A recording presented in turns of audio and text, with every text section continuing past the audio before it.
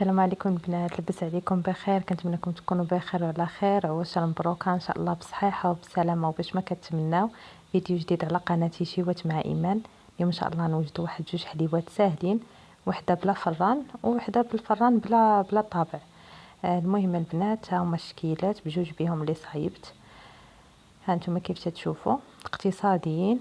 المهم ان شاء الله غادي نشارك معكم الطريقه ديال التحضير والمقادير اللي احتاجيت. كيجيو راقيين كيجيو فنين. غنبداو بالاولى هي اللي بلا فران، يعني ما غاديش طيب. كنحتاجوا البنات واحد نص كيلو ديال الكاوكاو، دخلته الفران حمرته حيدت ليه القشره ديالو، وعوض ما نقليه درت واحد المعلقه ديال الزيت ودرتو على هذا الشكل كيف تيبان لكم، وكندخل نعاود عاوتاني نحمره.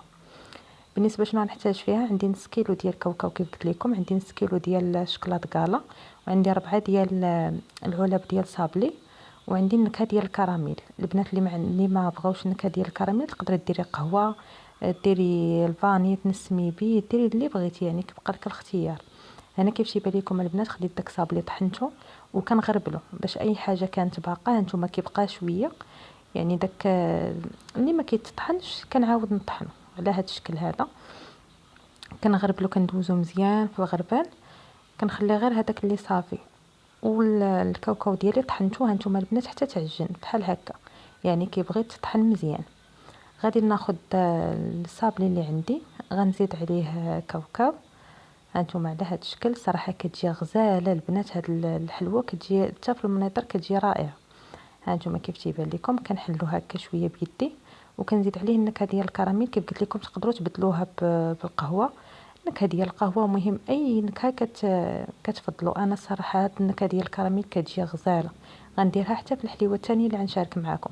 هنا البنات خديت الشوكولاط، خديت نص كيلو ديال الشوكولاط، درتو في حمام مريم حتى تطلق لي مع واحد المعلقه ديال الزيت صافي. وكنبدا نخلط في هاد المكونات كيف تيبان لكم على هاد الشكل. هي راه كتجي مطلوقه، انا غنوريكم القوام ديالها كيف كتجي.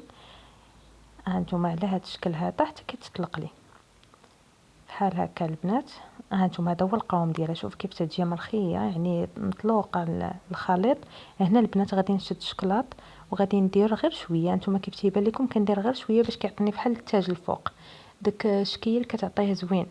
هانتوما البنات على هاد الطريقه كنعمر هذا ديالي كامل المول صافي. وهنا غادي نبدا نعمر بالخليط، كنديرو في الثلاجه، كندخلو في الثلاجه واحد 5 دقائق تقريبا بما ما داك الشوكولاط كيقبض راسو. وعاد كنزيد الخليط اللي عندي هانتوما ديال الشوكولاط وبيمو اللي درت البسكويت اللي درت ديال صابلي وكاوكاو. هنا البنات كنضل نعاود ندخلها للثلاجه ونعاود نخرجها. هانتوما ما كتاخذش الوقت بزاف، تقريبا واحد 5 دقائق. هانتوما الشكل ديالها، شفتوا داك الشوكولاط شحال كيعطيها المنيطر رائع وسهله صراحه، اقتصاديه، يعني ما فيهاش بزاف ديال المكونات. بالنسبه لهاد المول ديالها البنات داير شي 17 درهم، ما بقاوش غاليين بحال الاول. هذا ماشي اللي كيدخل الفران، اللي كيدخل الفران راه كيكون قاصح في الثمن. يعني هذا راه كنخدم به انا غير عادي، غير هكا للثلاجه وصافي. صافي كنعاود نفس العمليه البنات في هاد الطريقه هكا. كندير الشكلاط، هانتوما شوفوا الشكلاط قداش كندير، يعني غير شويه ديال الشكلاط ما كنديرش بزاف صافي. ونفس الطريقه كنعاود ندخلو للثلاجه 5 دقائق، نعاود نخرجو وندير الخليط ديالي وكنحيدها. وهذا البنات كيف تشوفوا هو الشكل ديالها. الصراحه كتجي غزاله، لا في المذاق لا في المنيطر، حتى المنيطر كتجي رائعه على هذا الشكل هذا البنات. هانتوما كنتمنى ان شاء الله تجربوها، وكنتمنى ان شاء الله الفيديو ديال اليوم ينال الاعجاب ديالكم. بالنسبه للبنات اللي غادي نبغيو يخرجوها لا كوموند، هذه البنات كتخرج ب90 درهم. وندوزو البنات الحليوه الثانيه اللي حتى هي ساهله الصراحه، ما فيهاش مقادير بزاف. هنايا البنات عندي الزبده، خديت فيطال، خديت 150 غرام من فيطال، وخديت 100 من زبده حيوانيه بدويه باش خدمت. المهم اللي بغات دير غير زبده نباتيه ماشي مشكل، انا غير باش كتعطيني داك لوغو زوين. وخديت 8 ديال الفرماجات. هاد الحلوه البنات فيها الفرماج والزبده والطحين وفانيا باش كتنسمي، ونسمتو بشويه ديال الكراميل، يعني ما فيها والو. والبنات اللي غيقولوا لا وما غتجيش زوينه ما فيهاش السكر، صراحه كتجي رائعه كتذوب في الفم. ديك الشكلاط هو اللي كيعادل ديك الحلاوه. كيف تيبان لكم البنات هنا درت الزبده، درت الفرماج، درت الكراميل والفاني، ودرت الملحه تقريبا واحد نص معلقه، ما كديريش غير قبيصه ديال الملحه. السر ديالها انها كتجي اللوغو ديال المالح كيتلاقى مع الحلو كيعطي واحد لوغو واعر. صافي هنا كيف تيبان لكم البنات كنخلط مزيان هاد المكونات. انا الزبده صراحه ما عذبتنيش بقى، كنت مخرجاها من قبل يعني كانت مطلوقه بدرجه حراره المطبخ.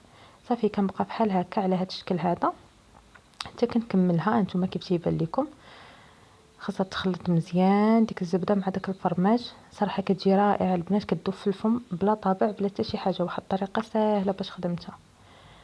كنبقى على هذا الشكل هذا، ما فيها لا خماره لا زيت لا سكر لا حتى شي حاجه. كيف قلت لكم هذا الزبده والفرماج، وراه كتنكهي باش ما بغيتي كراميل ولا اللي عجبك. تقدروا البنات بلاصه الكراميل اللي درت انا هاد النكهه ديال الكراميل ديروا ساشي ديال الفلو ديال الفاني ديال الكراميل ولا فاني اللي بغيتو. هنا كيف تيبان لكم كنبدا نزيد الدقيق، وملي كتبداي البنات تزيدي الدقيق غير بالاصابع ديالك، يعني ما كدلكيها ما حتى شي حاجه، كتبداي غير بحال كتجمعيها بحال الصابلي كتجي رطيبه هي بزاف. انا نوريكم القوام ديالها كيف تيجي.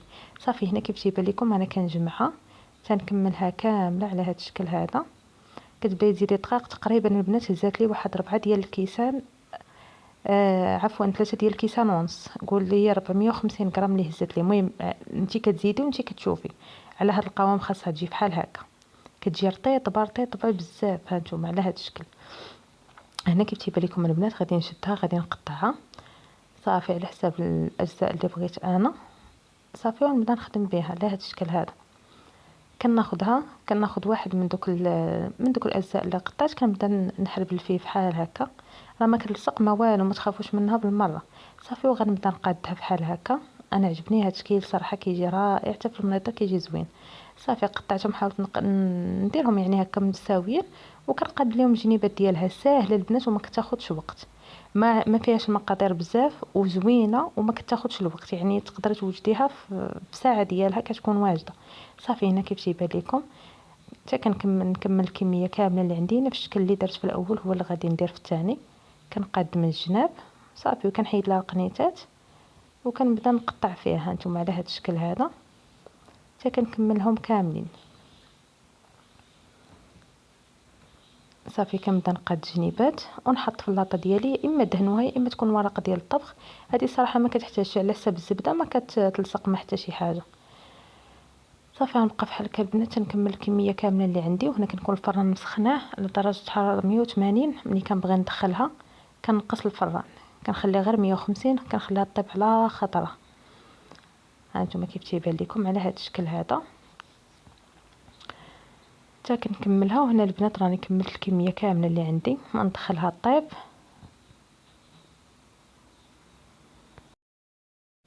هنا من بعد ما طابت لي هانتوما البنات شوف كي كتجي اللوين ديالها ذهبي. كناخذ الفيوتين كناخذ الشوكولات كنكون مذوبه قاله باش خدمت.